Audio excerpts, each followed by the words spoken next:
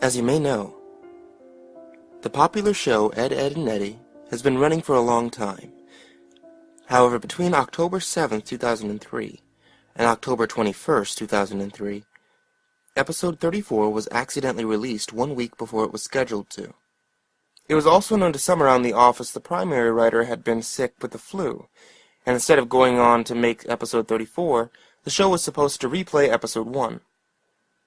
At 5 a.m. Eastern, people watched a very disturbing new episode, premiering on Cartoon Network. Some children were unfortunate enough to see it. Apparently, the quality of the episode was mediocre when held to regular standards.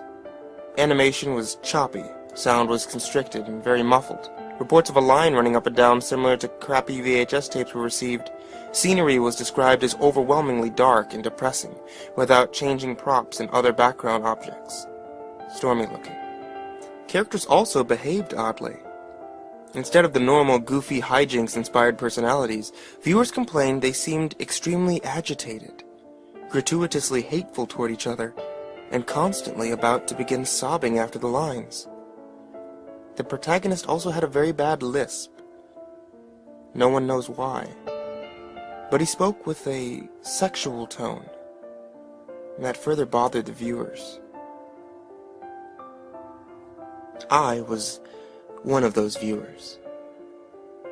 The episode began with Eddy walking down the street with Ed. I noted the third Ed was missing. There was an angular shot coming from in front of the two to show them walking toward the viewer.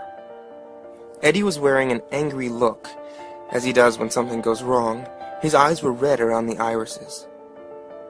Ed looked absolutely forlorn, and practically dragged behind Eddy, tears in his eyes, which were both lazy and looking in opposite outward directions.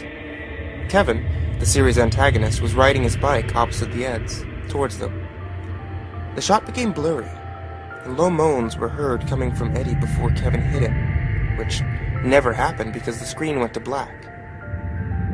The screen then snapped back, and Kevin was again headed towards Eddy.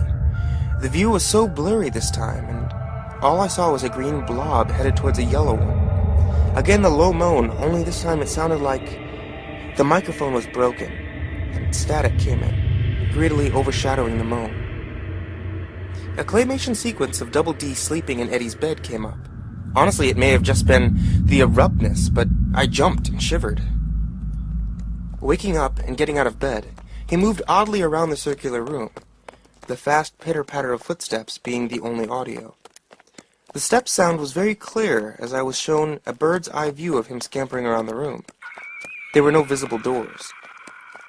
Ed began screeching. Sounded like a fisher cat, as he moved wildly around the cell of a room, faster and faster, until the screen began blurring again, the purple room's color swallowing a now orange blur. An extreme close-up of Eddy's front door sat in abrupt silence for a maddening long time. At least 2 minutes of dead silence, and a door. Next we see Jimmy and Sarah at a doctor of some sort, probably an oral doctor. Jimmy, obstructed in view by a hanging lamp, is crying loudly, and Sarah trying to comfort him in an unusual warm fashion. "It hurts, Sarah. It hurts." Suddenly, the door of the room is smashed open by a new character, a dentist. His face wasn't shown because he was tall enough to be out of the shot. Sarah was escorted out of the room, and Jimmy was shown. His headgear was mangled, the front bent upward, stretching his lips very high, tearing proportions. The front of his gums were trickling blood, and teeth were missing. The disturbing part was he had lost both arms and legs beforehand, apparently, and sat paraplegic. I almost cried as I came up to the conclusion the others had beaten him up and bent his headgear. The camera stayed on his mangled face for a few seconds, still as a picture, silent as ever. Commercials came on. We were instantly assaulted with a very hairy Rolf in his darkened shed, fisting the cow repeatedly.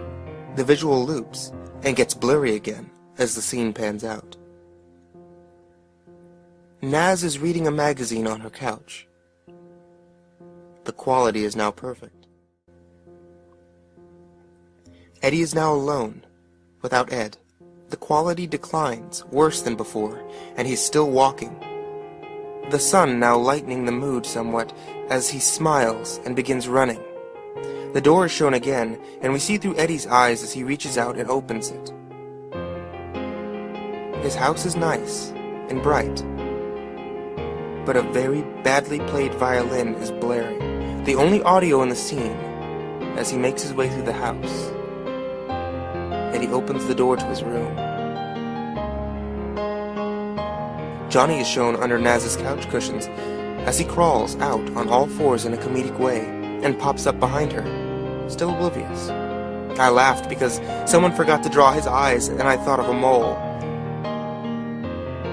And suddenly I stopped laughing as he started swallowing her head, still in a cartoonish fashion, of course, but this was different. He and she stayed like this until she started kicking and struggling. Johnny held her like this until she went limp. A zoom in on his face revealed extremely small human eyes.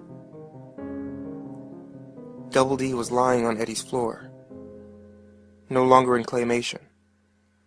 The camera showed Eddy's house for the remainder of the episode, about 3 minutes.